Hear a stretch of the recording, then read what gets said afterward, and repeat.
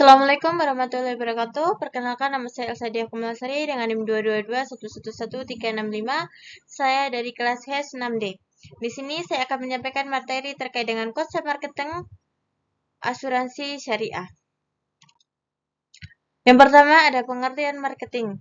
Marketing itu diartikan sebagai suatu proses sosial yang merancang dan menawarkan sesuatu yang menjadi kebutuhan dan keinginan dari pelanggan dalam rangka memberikan kepuasan yang optimal kepada pelanggan.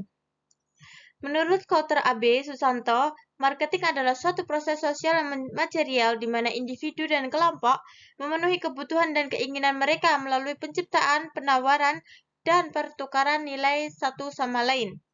Lalu, marketing dari sudut pandang syariah mencakup seluruh aktivitas yang dilakukan dalam bisnis yang berfokus pada penciptaan nilai, memungkinkan setiap pelaku untuk berkembang dan memanfaatkan dengan berlandaskan prinsip kejujuran, keadilan, keterbukaan, dan keikhlasan sesuai dengan prinsip-prinsip akad muamalah dalam Islam. Marketing syariah adalah disiplin bisnis strategi yang mengarahkan proses penciptaan penawaran dan perubahan nilai dari inisiator kepada pemangku kepentingan dengan memastikan bahwa semua proses tersebut sesuai dengan prinsip-prinsip syariah. Lalu selanjutnya terkait dengan redefinisi peran marketing. Adapun peran marketing itu dibagi menjadi 3 jenjang.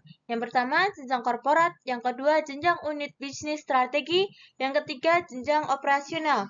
Pada jenjang korporat, pada tingkat ini marketing dikenal sebagai pemasaran korporat atau corporate marketing dengan peran yaitu mempromosikan orientasi pelanggan dengan selalu mengutamakan perspektif pelanggan, menganalisis daya tarik pasar dan menilai kebutuhan dan keinginan pelanggan, serta mengevaluasi penawaran kompetitif yang dapat menguntungkan perusahaan dan memperkirakan potensi efektivitas kompetitif, serta mengembangkan standar nilai keseluruhan perusahaan yang mencerminkan kebutuhan pelanggan dan mengkomunikasikan ke seluruh organisasi dan pasar.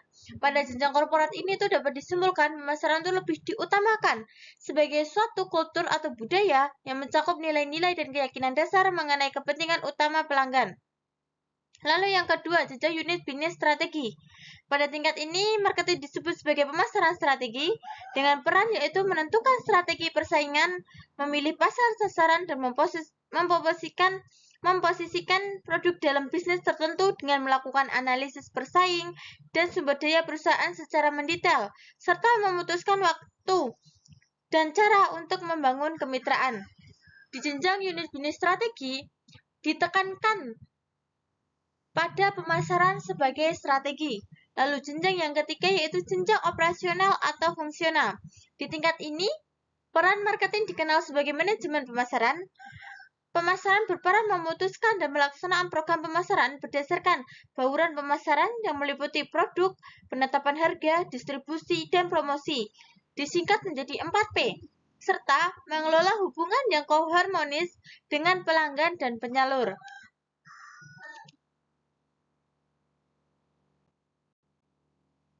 Lalu materi selanjutnya terkait dengan sumber hukum syariah. Sumber hukum syariah ini berasal dari dua, yaitu Al-Quran dan hadis. Untuk yang pertama, Al-Quran. Di Al-Quran itu sudah dijelaskan di dalam beberapa ayat di antaranya. Pada surat Al-Baqarah ayat 282, menekankan pentingnya kejelasan dalam transaksi dan pencatatan utang. Pada surat Al-Mutaffifin ayat 1-3, melarang tindakan penipuan dalam takaran dan timbangan yang relevan dengan prinsip kejujuran dalam marketing. Lalu pada surat An-Nisa ayat 29, mengharamkan mengambil harta orang lain dengan cara yang batil, termasuk melalui strategi marketing yang memanipulatif atau menipu. Pada ayat-ayat tersebut menunjukkan bahwa kegiatan marketing dalam Islam harus dilakukan secara adil dan tidak merugikan pihak lain. Islam sangat menekankan kejujuran dalam mempromosikan barang atau jasa kepada konsumen. Lalu sumber hukum syariah yang kedua yakni berasal dari hadis. Pada hadis riwayat Muslim yang artinya, barang siapa yang menipu, maka ia bukan golonganku. Hadis ini menunjukkan bahwa integritas dalam marketing adalah bagian penting dari ajaran Islam. Promosi produk tidak boleh berlebihan, tidak boleh mengandung kebohongan, dan harus memperhatikan hak-hak konsumen. Selain dua sumber hukum, ada juga yang berasal dari ijma atau konsensus ulama. Ijma ini dapat diartikan sebagai kesepakatan para ulama terhadap suatu hukum dalam masalah yang tidak secara eksplisit disebutkan dalam Al-Quran dan hadis. Dalam hal marketing, peran ulama telah bersepakat bahwa prinsip umum muamalah seperti kejujuran, amanah, keadilan, dan tidak ada unsur gharar atau tadlis penipuan. Lalu ada juga kias. Kias ini terkait dengan metode penetapan hukum dengan cara menganalogikan suatu kasus baru dengan kasus yang telah ada hukumnya dalam Al-Quran atau hadis. Misalnya, teknik marketing yang memanfaatkan tipu daya seperti clickbait atau misleading advertising dapat dikiaskan kepada larangan penipuan dalam jual beli. Lalu ada juga masalah mursalah. Masalah mursalah adalah pertimbangan kemaslahatan umum yang tidak bertentangan dengan nas syar'i. Dalam marketing, praktik pemasaran yang meningkatkan kesejahteraan masyarakat dan mendorong pertumbuhan ekonomi secara adil dapat dianggap sebagai suatu yang maslahah selama tidak melanggar dengan prinsip-prinsip dasar syariah. Lalu ada juga uruf atau kebiasaan masyarakat. Dalam hukum Islam, kebiasaan masyarakat atau uruf juga bisa menjadi dasar hukum selama tidak bertentangan dengan syariah. Dalam konteks marketing, strategi promosi tertentu yang menjadi kebiasaan dalam suatu masyarakat dapat diterima selama tidak bertentangan dengan nilai-nilai Islam. Materi selanjutnya terkait prinsip-prinsip dasar. Untuk prinsip dasar yang pertama yakni kejujuran. Prinsip ini menuntut pelaku usaha untuk menyampaikan informasi produk secara jujur dan tidak menyesatkan konsumen. Ini sesuai dengan sabda Rasulullah yang berarti pedagang yang jujur dan terpercaya akan bersama para nabi, orang-orang yang benar dan para syuhada di hari kiamat. Lalu prinsip yang kedua terkait dengan amanah dan tanggung jawab. Pelaku bisnis harus amanah terhadap hak-hak konsumen, termasuk menjaga kualitas produk dan layanan. Penipuan atau pengurangan timbangan takaran merupakan bentuk pelanggaran yang dilarang dalam Al-Quran. Dalam surat Al-Mutaffifin ayat 1-3, Allah berfirman, celakalah besar bagi orang-orang yang curang, yaitu orang-orang yang apabila menerima takaran dari orang lain mereka minta dipenuhi, dan apabila mereka menakar atau menimbang untuk orang lain mereka mengurangi.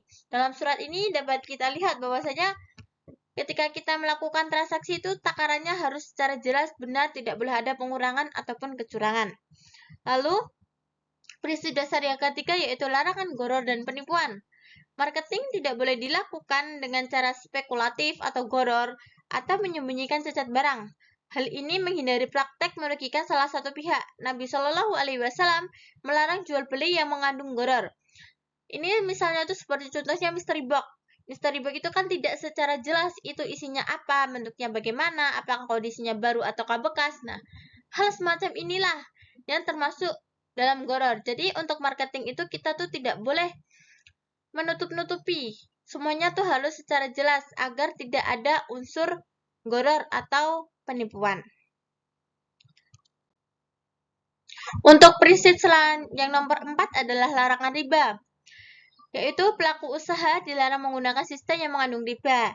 Ini mencakup promosi produk pembiayaan atau kredit yang berbasis bunga. Islam hanya membolehkan keuntungan dari jual beli yang jelas. Riba ini tuh biasanya tuh dapat kita lihat tuh seperti di bank konvensional, itu kan kalau misalnya ada pinjaman tuh menggunakan sistem bunga. Nah, sistem seperti itu tidak boleh digunakan dalam marketing asuransi syariah. Lalu yang kelima ada adil dan tidak memonopoli. Marketing syariah menolak praktik monopoli dan penimbunan barang ikhtikar demi keuntungan sepihak.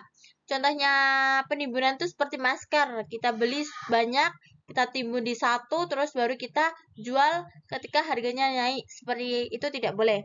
Lalu produk dan layanan halal. Prinsip utama lainnya tuh bahwa produk yang ditawarkan itu harus halal dan thayyib baik. Produk haram seperti minuman keras, narkotika, layanan bertentangan dengan syariah itu tidak boleh dipasarkan. Lalu perilaku Perilaku bisnis yang dilarang dalam marketing. Yang pertama, melakukan perbuatan yang merugikan perusahaan dan peserta antara lain tidak segera menyerahkan kontribusi. Contohnya penanganan klaim. Penanganan klaim itu harus dilakukan dengan prinsip-prinsip keadilan dan syariah. Kegagalan dalam menangani klaim ini bisa mengakibatkan sengketa hukum dan ketidakpuasan nasabah asuransi sehingga bisa menghambat pemasaran produk. Lalu yang kedua, memberikan suap atau riswah untuk mendapatkan bisnis. Dalam Islam itu jelas dilarang ya terkait suap itu. Maka dalam marketing pun juga tidak diperbolehkan untuk suap menyuap. Yang ketiga, memberikan pelayanan atau entertainment di luar kewajiban yang bertentangan dengan prinsip syariah kepada calon peserta atau pihak yang berwenang menutup asuransi secara kolektif. Lalu yang keempat, memberikan bagian dari komisi yang diterima dari perusahaan asuransi yang menyelenggarakan usaha asuransi syariah kepada peserta dan atau pihak yang mewakili badan hukum peserta. Yang kelima, meminta fasilitas lain melebihi jumlah maksimal yang telah ditentukan dalam peraturan perundang-undang. Ini jelas sangat melanggar peraturan perundang-undang. Yang keenam, melakukan churning, polling, dan twisting. Churning di sini tuh adalah pemasaran syariah yang praktik tidak etis, di mana agen asuransi mendorong nasabah untuk membatalkan polis yang masih berlaku dan membeli polis yang baru hanya untuk mendapatkan komisi tambahan. Sedangkan polling merujuk pada taktik manipulasi kolektif, di mana agen dan pihak pemasaran menggabungkan beberapa aplikasi asuransi untuk memasukkan data tidak sesuai untuk memenuhi target produksi dan mendapatkan insentif. Lalu ada twisting tuh hampir mirip dengan churning, tetapi lebih spesifik pada mempengaruhi peserta untuk mengganti polis asuransi yang sudah ada dengan polis baru dari perusahaan lain dengan cara menginformasikan hal-hal yang menyesatkan atau tidak benar. Lalu selanjutnya terkait dengan transaksi yang dianjurkan dalam marketing. Yang pertama itu memegang teguh prinsip kejujuran. Hal ini sesuai dengan prinsip-prinsip pada asuransi syariah. Yang kedua, terkait dengan transparansi dan kepedulian terhadap nasabah. Jadi semua kegiatan marketing itu harus dijelaskan transparan. Yang ketiga, mematuhi prinsip syariah. Yang keempat, tanggung jawab sosial perusahaan. Yang kelima, pendidikan dan kesadaran masyarakat. Yang keenam, penggunaan strategi pemasaran yang relatif dan beretika. Lalu, selanjutnya terkait dengan profil marketer lembaga keuangan syariah. Marketer lembaga keuangan syariah itu seperti bank syariah, asuransi syariah, pegadaian syariah, obligasi syariah, leasing syariah, dana reksa syariah, koperasi syariah, dan sebagainya itu harus memiliki profil dan etika yang berbeda dengan marketer di lembaga non-syariah. Contohnya, karena profil marketer di lembaga syariah itu basicnya karena syariah, maka itu harus berbeda dengan konvensional. Hal inilah yang melandasi perbedaan tersebut. Lalu ada hal-hal yang harus dilakukan atau dipenuhi dari marketer keuangan syariah. Yang pertama, menghindari perilaku bisnis yang dilarang. Yang kedua, menjalankan perilaku bisnis yang dianjurkan. Dan yang ketiga, menjaga kebersihan kalbu dari 4 penyakit hati. 4 penyakit hati diantaranya, yang pertama, seuzon atau berburuk sangka. Yang kedua, gibah atau mengumpat atau juga dimaksud dengan menggunjing. Yang ketiga, tajasus atau memata-matai. Yang keempat, namimah atau mengadu domba. Lalu selanjutnya ada sistem marketing dalam asuransi keuangan syariah. Sistem pemasaran asuransi syariah mengacu pada strategi dan mekanisme yang digunakan untuk mempromosikan dan menjual produk asuransi yang sesuai dengan prinsip-prinsip syariah Islam.